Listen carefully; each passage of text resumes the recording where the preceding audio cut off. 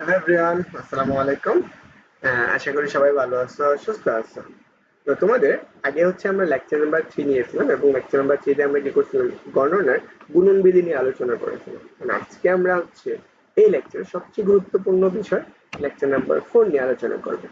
Lecture 4 আমরা বিন্যাসটা একদম প্রথমেই একটা আলোচনা করছিলাম, তাই না? বিন্যাসটাকে আমি ক্রম অনুসারে সাজানো যায়। তো এখন আমরা আজকে আরেকটু গুরুত্বপূর্ণ একটা সংজ্ঞা পড়বো এবং বিন্যাসের সেইটা থেকে আমাদের মেইন কাজটা শুরু হবে পড়াশোনা।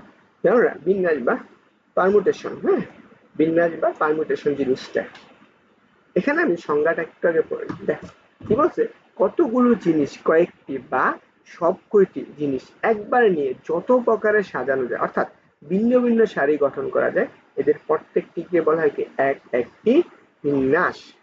তার মানে কি, প্রত্যেকটা কি বলছে, সব কয়টি, মনে করো আমার এম সংখ্যক, আমার কি আছে, মনে করো এন সংখ্যক ভিন্ন জিনিস আছে আমার কাছে, এন সংখ্যক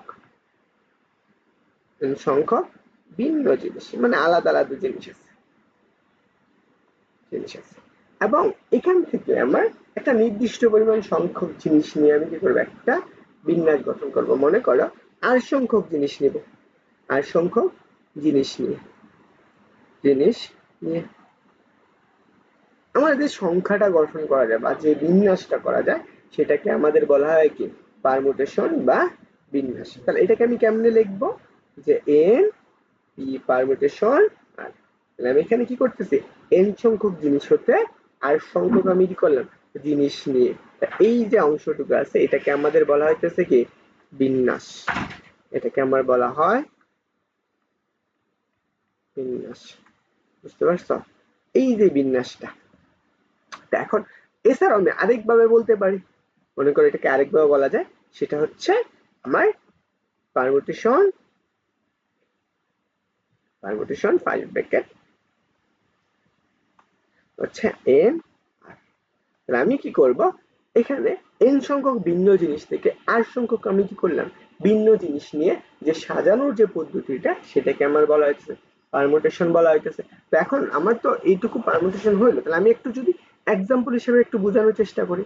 মনে করো আমার কাছে ভিন্ন তিনটি নামের একটা ব্যক্তি আছে, মনে করো তিনটা ভিন্ন নামের ব্যক্তি আছে, এ, বি, আরেকটা আছে সি। এখন আমাকে বলছে এইখান থেকে যে কোনো দুইজন ব্যক্তি নিয়ে তুমি একটা দল গঠন করো, যে কোনো দুইজন ব্যক্তি নিয়ে একটা দল গঠন করো। তাহলে আমি কিভাবে গঠন করতে পারবো, তা আমি এখান থেকে গঠন করতে পারবো, সেটা হচ্ছে কথা এ বি, বি সি, তারপর হচ্ছে আমাদের কত সি এ, তারপর হচ্ছে সি বি, তারপর হচ্ছে কত আমার বি এ।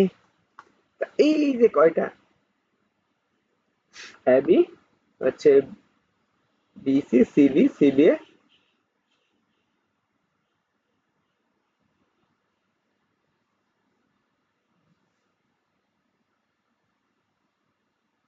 ও এস। এই যে কয়টা, দেখো আমি এগুলাকে কি করছি, আমি কয়টা নিয়ে, দেখো আমার কয়টা ব্যক্তি থেকে, তিনটা থেকে কয়টা নিছি, এখানে এন এর মান কত, 3, আর এর মান কত, দেখো এখানে কয়টা উপায় নিছি আমি, দুইটি। তাহলে আর ইকুয়াল টু কত, 2। তাহলে এইটাকে যদি আমি পারমুটেশন আকারে লিখি, তাহলে আমি কত, 3 পারমুটেশন হচ্ছে 2 অথবা অর। তাহলে পারমুটেশন হচ্ছে আমাদের কত, 3, 2। তো এই উপায়ে আমরা কি করতে পারতেছি, এই সংখ্যাটা লিখতে পারি বা সাজানো যাইতেছে। তা এইটাকে আমাদের বলা হয় বিন্যাস।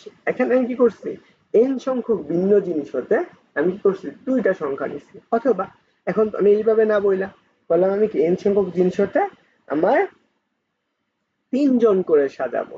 তাহলে আমি কয়জন করে, তিনজন করে। তাহলে আমি কি পাবো, এ বি সি, তারপরে হচ্ছে এ সি বি, তারপরে হলো বি এ সি,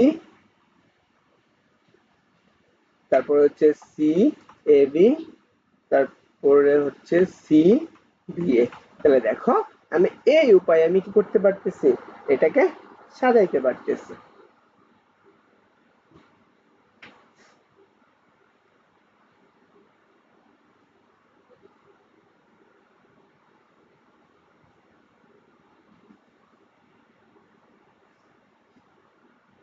তাহলে দেখো আরেকটা উপায় সাজাইতে পারবো আমরা, সেটা হচ্ছে আমাদের বি সি এ।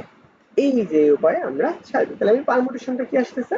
পারমুটেশনটা আসতেছে যে হচ্ছে আমাদের কত পি থ্রি অথবা আমরা কি পাবো এখান থেকে পাবো হচ্ছে পারমুটেশন থ্রি কমা এই উপায়ে সাজানো যায়। এটাকে আমার বলা হইতেছে বিন্যাস। তার মানে কি আমি প্রত্যেকটা ভিন্ন জিনিস হতে আমি যে কোনো আর সংখ্যক জিনিস নিয়ে সাজানোর যে পদ্ধতি এটাকে আমাদের বলা হয় কি বিন্যাস। আশা করি আমরা এই জিনিসটা বুঝতে পারছি। তো সবাই বুঝে থাকলে অবশ্যই কমেন্টে জানিও এবং অবশ্যই এই জিনিসটা তোমার সামনে লাগবে। তো সবাই খাতায় কলমে নোট করে রেখে রাখো। এন্ড অবশ্যই তোমরা লেকচার নাম্বার 5 এন্ড পরবর্তী ভিডিওতে এই চ্যাপ্টারে আরো বিস্তারিত জিনিস তোমরা দেখতে পাবে। সবাই ভালো থাকো, সুস্থ থাকো। আসসালামু আলাইকুম।